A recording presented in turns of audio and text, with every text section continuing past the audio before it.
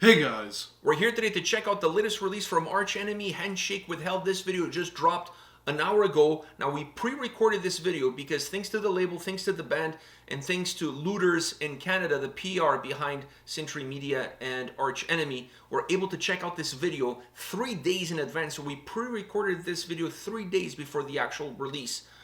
I just want to flex. Yeah. I didn't have to say that because, the video came out an hour ago. We could totally have record the video within that hour. And edited it, but, yeah, but what's the point? What's the point of pre-recording a video like this without flexing? Flex. Yeah, fuck it. We're just going to flex a little bit. All right, so Arch Enemy, Handshake with Hell. Are you fucking ready for this? I'm ready. All right, let's do this.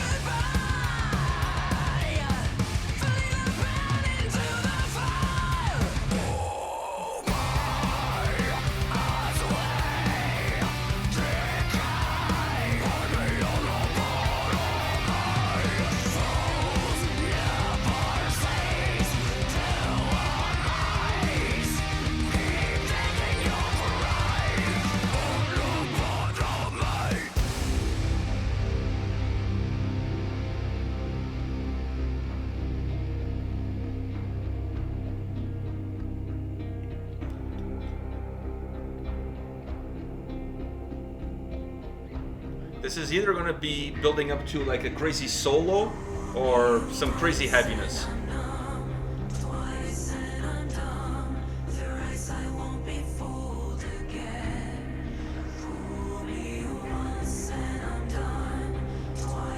Succumb to a handshake with hell.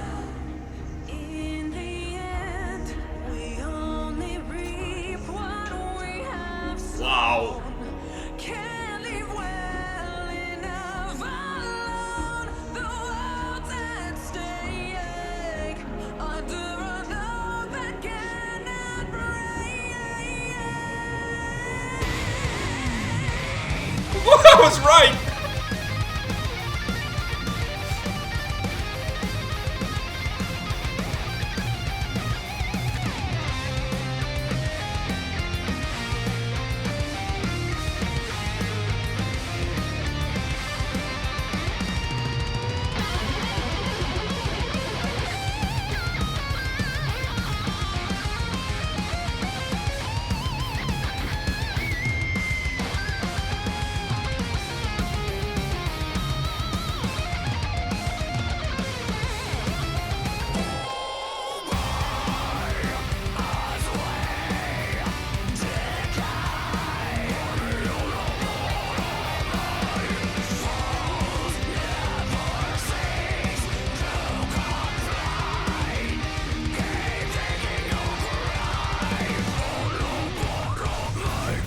Wow.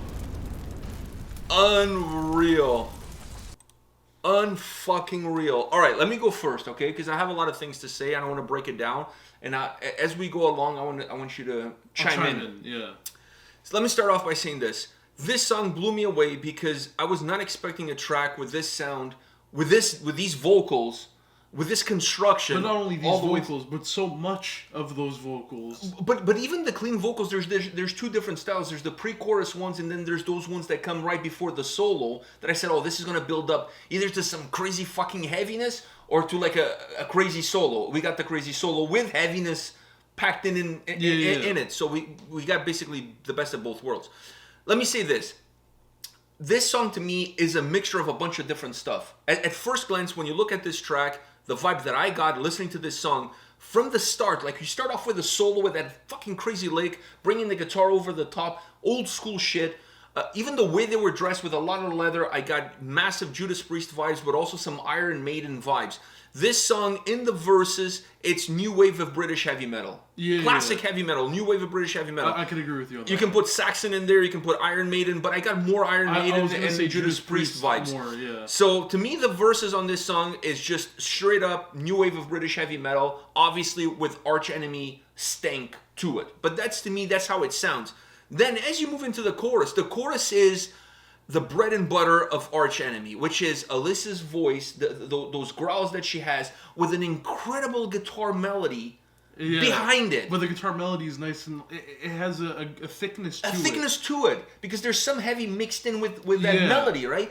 And that to me is the bread and butter. If you show me 2 seconds of that chorus, even before she sings, just 2 seconds. I know it's Arch Enemy. It's a staple. It's a staple. No, there's no other band on planet Earth that has that combination of putting her voice with that specific tone that she has, with that melody, and that melody that has thickness and heaviness to it at the same time. And the melody feels so faint that just like a breeze, like a summer breeze coming in behind her voice.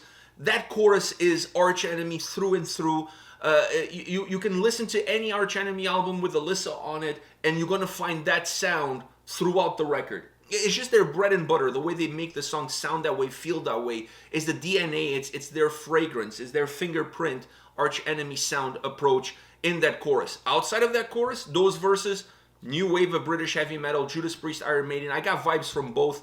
Even the leather, the way they were dressed with leather, that representation kind of had that Judas Priest vibe. But even Iron Maiden, from back in the day, that new wave of British heavy metal approach. Then you have those clean vocals coming in. I really enjoy the clean vocals in that pre-chorus almost. I really enjoy those clean vocals there. Surprised me because the song feels so bombastic that I didn't think there was going to be clean vocals at all. I like those a lot. But the vocals that we get, the clean vocals that we get before the dual solos, that to me was almost like Pat Benatar. That was incredible. That to me, it didn't have as much of a metal influence. Like I can break down the song and say, okay, new wave of British heavy metal here, Arch Enemy staple here. But those vocals there to me felt more like 80s arena rock style vocals. Nice and clean. There was no, unlike bombastic in its own nature. Unlike the clean vocals before, that had a little bit of a grittiness to them.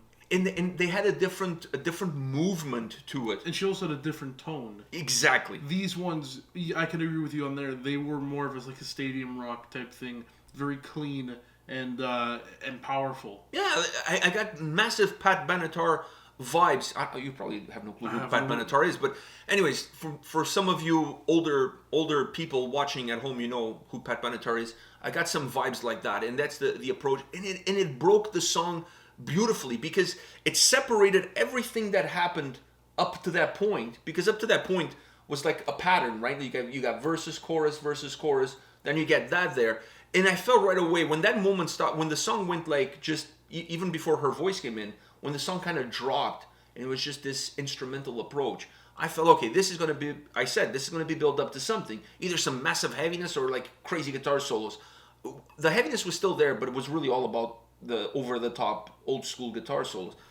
But when her voice came in, I was like, fuck, this is amazing. Because it's not the same approach that she did before. It's a different approach. A bigger approach, like I said, rock arena style approach in vocals, like where you open up your chest and you just like you're carrying the song at that point, and then boom, the solos come in over the top, matching perfectly the Arch Enemy sound, but also matching perfectly that new wave of British heavy metal sound. It's almost like a hybrid of the two worlds coming together as one, and then the song finishes off, as it started, so it just goes full circle. Magnificent. Very different from the two previous singles. Yeah. And I felt like the singles have gotten better and better because I really enjoyed the first single, which I think was Deceiver. The second single, I connected more with it because I felt like it had more of the Arch Enemy DNA in it. This one is a little bit out the box, but it's fucking good. Especially that cleaner vocal range.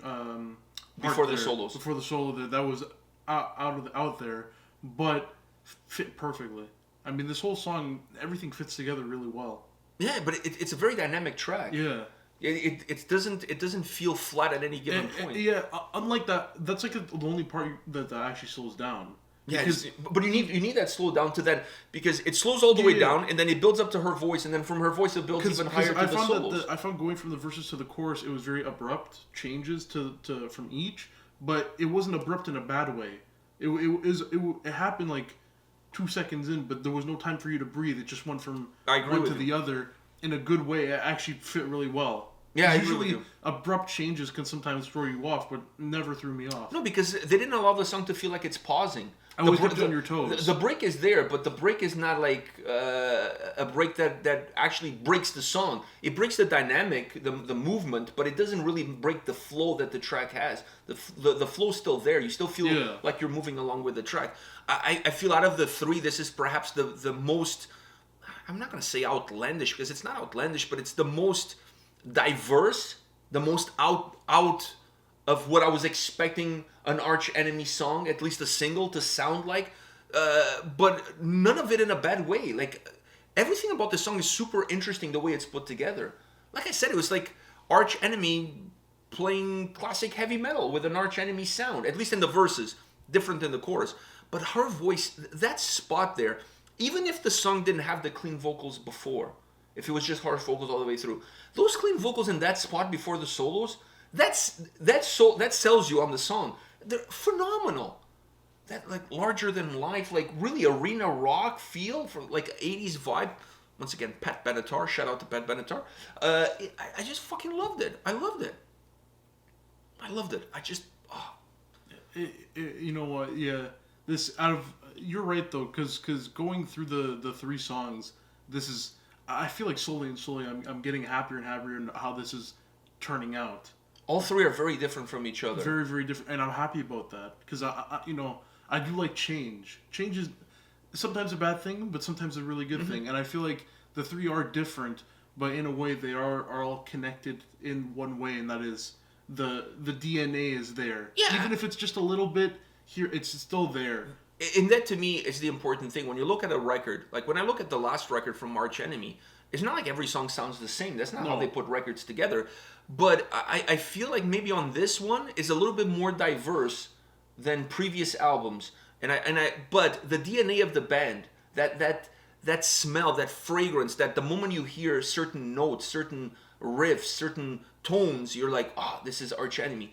If you have enough of that spread out throughout the diversity of the record, it still brings the record together as one.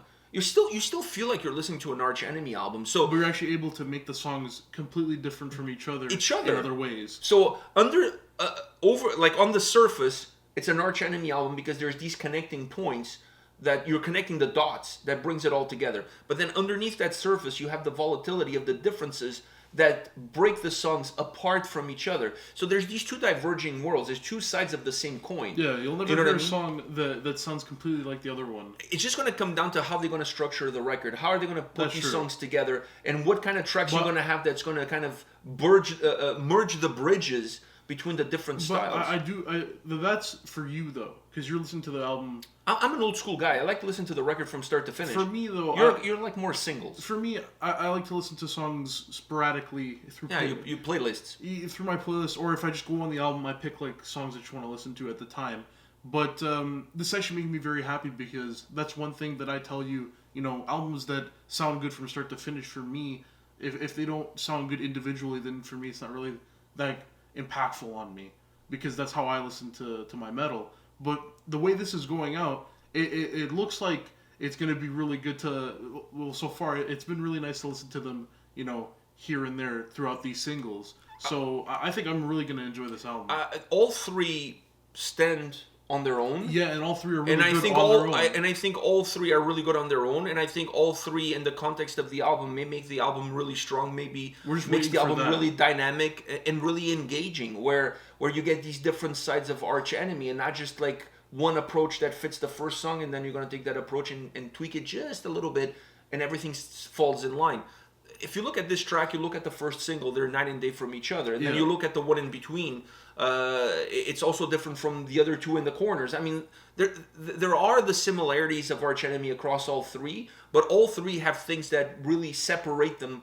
There's things that make them common to each other, but there's a lot of stuff that also separates them from one another. Really interesting. This song is phenomenal. Man, I gotta go back to those clean vocals before the solos, though. Those were really good. Those were magnificent. Those were surprising, too. I was surprised because... You were surprised. I saw your face when the first clean vocals came. I was surprised by those two. And I was liking the tone of them and everything. Then the new ones came. But you weren't surprised? Because I felt like the song had such a bombastic nature. I was surprised that they were even there to begin with in the first one. But then I started to enjoy, the tone and everything about them. Then they went to this clean background over here, and I'm like, oh, fuck.